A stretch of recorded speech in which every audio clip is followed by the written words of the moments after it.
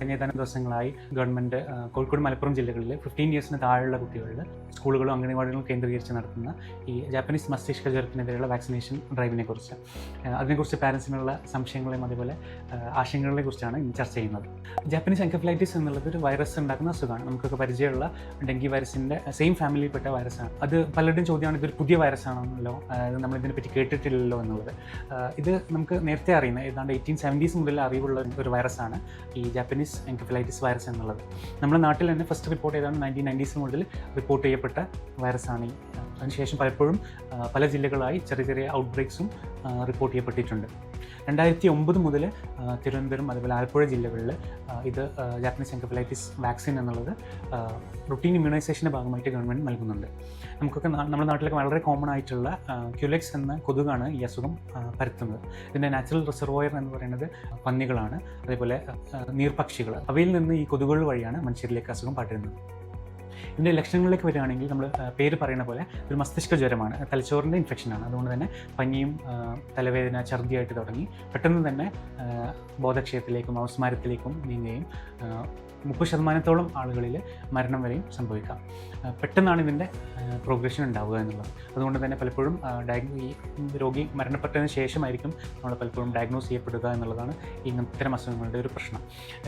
ഈ group of ലക്ഷണങ്ങൾ ഉണ്ടാക്കുന്ന ഗ്രൂപ്പ് ഓഫ് അസുഖങ്ങളെയാണ് നമ്മൾ അക്യൂട്ട് എൻകെഫലൈറ്റിസ് സിൻഡ്രോം എന്ന് പറയും. AES എന്ന് പറയും, അക്യൂട്ട് എൻകെഫലൈറ്റിസ് സിൻഡ്രോം. അപ്പോൾ ഈ അക്യൂട്ട് എൻകെഫലൈറ്റിസ് സിൻഡ്രോം ഉണ്ടാക്കുന്ന ധാരാളം കോസുകളിൽ പ്രധാനപ്പെട്ട ഒരു വൈറസാണ് ജാപ്പനീസ് എൻകെഫലൈറ്റിസ് വൈറസ് എന്നുള്ളത്. നമ്മൾ പറഞ്ഞു 30% ഇതിൻ്റെ കേസ് ഫെറ്റാലിറ്റി, അതായത് മരണനിരക്ക്. അതേപോലെ തന്നെ മറ്റൊരു 30% ആൾക്കാരിൽ ലോങ് ടേം സിക്വലേസ്, അതായത് ദീർഘകാലം ഉണ്ടായേക്കാവുന്ന പ്രശ്നങ്ങൾ, കേൾവിക്ക് ബുദ്ധിമുട്ട്, കാഴ്ചക്ക് ബുദ്ധിമുട്ട്, അതേപോലെ പക്ഷാഘാതം, തളർച്ച, അവസ്മാര രോഗം തുടങ്ങിയവ ഉണ്ടാക്കാം. മറ്റു വൈറസ്ജന്യ രോഗങ്ങൾ പോലെ തന്നെ എഫക്റ്റീവായിട്ടുള്ള ആൻറ്റിവൈറൽ നമുക്കിതിനെതിരെ ലഭ്യമല്ല.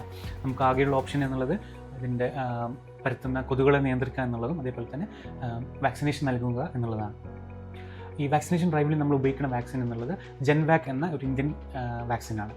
കിൽഡ് വാക്സിൻ ആയതുകൊണ്ട് തന്നെ മിനിമൽ സൈഡ് എഫക്ട്സ് മാത്രമേ ഈ വാക്സിനുള്ളൂ. വാക്സിനേഷൻ സൈറ്റിൽ ഉണ്ടാകുന്ന ചെറിയ വേദന, അതുപോലെ ചെറിയ പനി എന്നിവയാണ് സാധാരണ റിപ്പോർട്ട് ചെയ്യപ്പെടുന്ന സൈഡ് എഫക്ട്സ്. മറ്റ് സീരിയസ് ആയിട്ടുള്ള സൈഡ് എഫക്ട്സ് ഒന്നും ഈ വാക്സിന് റിപ്പോർട്ട് ചെയ്യപ്പെട്ടിട്ടില്ല. അതുകൊണ്ട് തന്നെ സേഫ് ആയിട്ടുള്ള ഒരു വാക്സിനാണ് ഈ ജെൻവാക് എന്നുള്ളത്. മാത്രമല്ല എഫക്റ്റീവാണ്. 98% വരെ ഒരു സിംഗിൾ ഡോസ് കൊണ്ട് പ്രൊട്ടക്ഷൻ കിട്ടുന്നു എന്നാണ് സ്റ്റഡീസിൽ പ്രകാരം ഉള്ളത്.